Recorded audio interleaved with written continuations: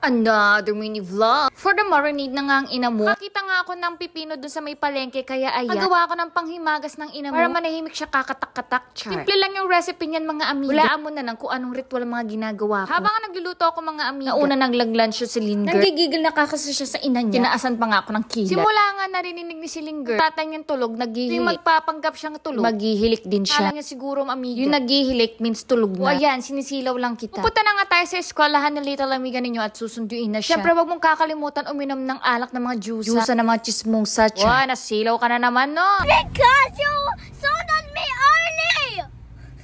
Hindi na ako nakasagot, mga amiga. Galit na galit siya sa akin kasi nagbilin siya na malate daw ako kahit 30 minutes para makapaglaro siya. Kasyo naksuta, amiga, wala palang traffic. Nung pinasundo ko siya, amiga, galit na galit siya. Nag-English niya ako naksutan, di ako nakasagot. Kaya nyo talaga, minsan may mga malditang anak talaga hindi mawawala yun. Tanggap ko yun kasi mana sila sa ina nila. Kung nga si Silinger, tulog na, ayaw pa rin manahimik sa buhay. Ganito rin ba yung mga baby nyo, mga amiga? Nakapikit na pero galaw ng galaw. Holding hands pa sila magkapatid talaga. Tapos ayan, tulog na siya, mga amiga, talaga pilit niyang gumagalaw kasi gusto niya maglaro pa, makipaghalutan sa atin niya. Saan na siya nakarating, mga amiga? Ko Silinger yung pata mo. Daling araw nga, mga amiga, nagising siya. Nakita ko naglalaro ng Barbie. O ito, wag kayo papabudo sa TikTok, mga amiga. Gumagalaw siya mag-isa. Ito may kasama yatang multo to. Tapos nga kami magpapakbumbong, mga amiga. Ito na ang kinalabasan. Halo nyo na. Order na kayo. Mabuhay kayo hanggat gusto nyo.